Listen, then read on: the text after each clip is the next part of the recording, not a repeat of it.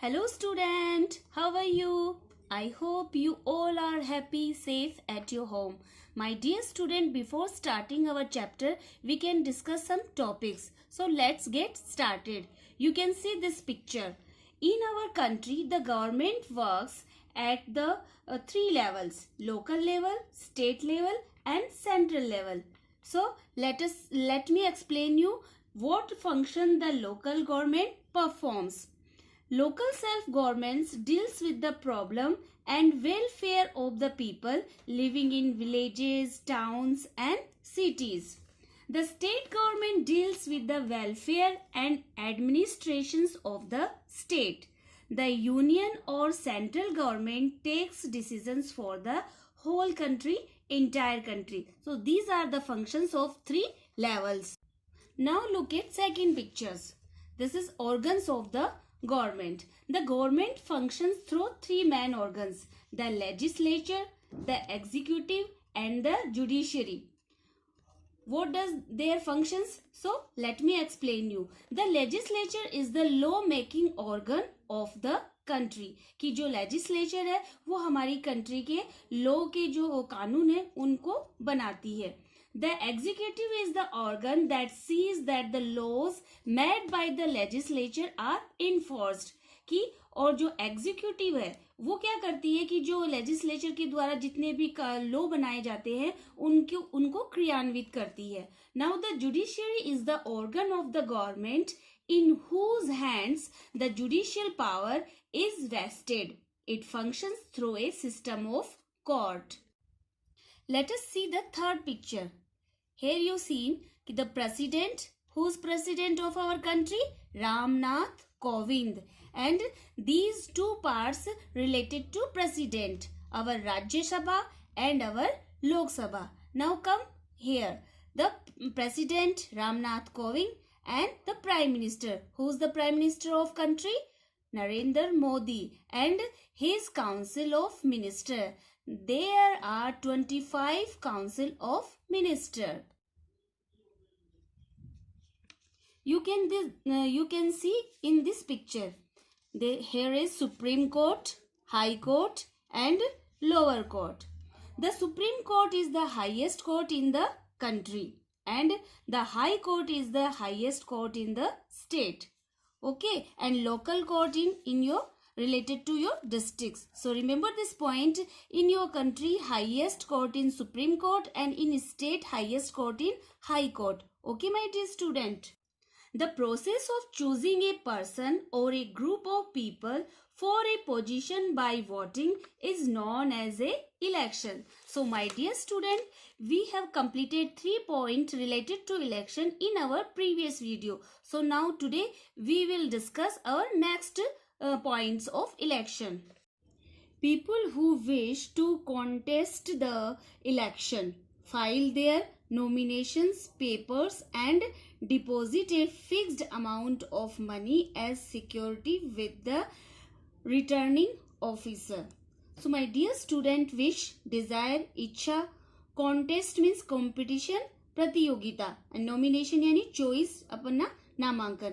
ये जो पीपल होते हैं उनकी डिजायर विश इच्छा होती है कि जो कंपटीशन है अपना इलेक्शन की जो प्रतियोगिता है और जो फाइल करते हैं वो देयर नॉमिनेशन अपने नामांकन का फाइल जमा करते हैं papers and deposit a fixed amount of money और उनको सिक्योरिटी एज ए सिक्योरिटी के रूप में उनको एक फिक्स्ड अमाउंट जमा करना रहता है विद द रिटर्निंग ऑफिसर कि जो इलेक्ट्रिक ऑफिसर है जो निर्वाचक चुनाव करने वाला ऑफिसर है उसको ये फिक्स्ड अमाउंट जमा करना पड़ता है. Those who fail to secure at least 1/6 of the total number of voters polled do not get their money back. अब इसमें एक कंडीशन है माय डियर स्टूडेंट कि जो फेल हो जाते हैं कि जो फिक्स्ड अमाउंट जमा करते हैं और उस कैंडिडेट वो जीतते नहीं है इलेक्शन के अंदर तो उनका जो at least 1/6 of the total number कि जितना भी वोट का जो टोटल नंबर है 1/6 जो पोलिंग हुई है do not get their money back. तो उनको जो मनी उन्होंने डिपॉजिट करवाई है वो उनको वापस नहीं मिलता है. Next point is the returning officer की जो इलेक्ट्रल ऑफिसर है, निर्वाचक ऑफिसर है, एग्जामाइंस यानी इंस्पेक्ट निरीक्षण करता है, जांच करता है ऑल द नॉमिनेशंस पेपर, जितने भी अपने चॉइस पेपर नामांकन पेपर आते हैं उनकी वो चेकिंग करता है। आफ्टर स्क्रूटनी यानी सर्वे मतलब जांच करने के बाद only the valid means well founded, valid means वैध ones are allowed to contest, कि फिर वो अलाउ करता है उनके जो पेपर्स आ जाते हैं उनको चेकिंग करने के बाद वो उनको अलाउ करता है वोटिंग के लिए। द अप्रूव्ड कैंडिडेट्स, अप्रूव्ड यानी जिनको वो परमिट देता है, उनको सहमति देता है कि candidates are given some more time in case any of them wishes to withdraw, कि फिर भी वो उनको जो अपना रिटर्निंग ऑफिसर है वो कैंडिडेट को एक इंफॉर्मेशन देता है कि अगर तुम चाहो तो विड्रॉ मीन्स रिमूवल, कि तुम अपना जो पेपर है नॉमिनेशन फॉर्म है उसको वापस ले सकते हो। The returning officer allots means issue, आवंटित या जारी करना, separate election symbol to each of the remaining candidates, कि जो अपना रिटर्निंग ऑफिसर है वो अलॉट करता है, इशू करता है, आवंटित करता है सेपरेट यानी डिफरेंट, अलग से पृथक जो इलेक्शन सिंबल यानी एम्बल होते हैं ना, जो प्रतीक होते हैं, to each of the remaining candidate, जो बचे हुए कैंडिडेट्स होते हैं उनको वो सिंबल्स देता है। These symbols are printed on the ballot paper और द इलेक्ट्रॉनिक वोटिंग मशीन, और ये जो सिंबल्स होते हैं वो कैंडिडेट से रिलेटेड होते हैं और इन सिंबल को बैलेट पेपर या जो इलेक्ट्रॉनिक वोटिंग मशीन होती है उसमें वो प्रिंटेड किए जाते हैं। Use of symbols is particularly helpful for illiterate voter who can't read the names of the candidates। तो ये जो बैलेट पेपर पे कैंडिडेट के जो सिंबल्स लिखे जाते हैं वो हेल्प करते हैं, पर्टिकुलरली यानी स्पेशली विशेष रूप से हेल्पफुल होते हैं, किसके लिए? इलिटरेट मतलब जो अनलेटर्ड, जो अनपढ़ लोग होते हैं वोट देने वाले, उनके लिए हेल्पफुल होते हैं, क्योंकि वो उनका नाम रीड नहीं कर पाते, वो फोटो सिंबल्स देख के ही वोटिंग करते हैं। Next point is voters go to the polling booth, कि जो वोटर्स होते हैं वो पोलिंग बूथ यानी पोलिंग स्टेशन, जो मतदान केंद्र होता है वहां पे जाते हैं, and cast their votes on the day fixed by the election commission, जो अपना इलेक्शन कमीशन है, अपना निर्वाचन आयोग है, उसके द्वारा जो डेट फिक्स की जाती है उस दिन वो वोटिंग करने के लिए जो अपने वोटर्स हैं वो पोलिंग स्टेशन जाते हैं। Polling takes place for 9 hours and then the voting machine और द बैलेट बॉक्सेस, और जो अपना ये पोलिंग है वो लिया जाता है, इसका एक टाइम ड्यूरेशन होता है जो 9 hours का होता है, 9 घंटे का होता है, और उसके बाद में जो वोटिंग मशीन है, बैलेट बॉक्सेस है, आर सील्ड, उनको लॉक्ड कर दिया जाता है, सील्ड मीन्स लॉक करना, and send to the counting centre जहां उनकी काउंटिंग होगी, गणना होगी, वहां भेज दिया जाता है। Counting of the votes take people at a centralised place, कि जो वोट्स की जो काउंटिंग होती है takes people at a centralisation, वो कॉन्सिलिडेटेड जो केंद्रीकृत होती है, जो प्लेस होता है अपना सेंट्रलाइज प्लेस होता है, वहां उसकी काउंटिंग स्टार्ट होती है अंडर हैवी सिक्योरिटी, और वहां क्या होगी? हैवी यानी जो वेटी, भारी, और सिक्योरिटी यानी सेफ्टी, कि वहां बहुत ही वेटी सिक्योरिटी होती है, अरेंजमेंट किया जाता है, मतलब पोजीशनिंग वहां व्यवस्था की जाती है, बहुत ही भारी भरकम अरेंजमेंट किया जाता है, सेफ्टी रूल्स फॉलो किए जाते हैं on a day fixed by the election commission, और वोटिंग के लिए भी जो उनकी गणना होती है उसका भी इलेक्शन कमीशन के द्वारा डेट फिक्स होती है।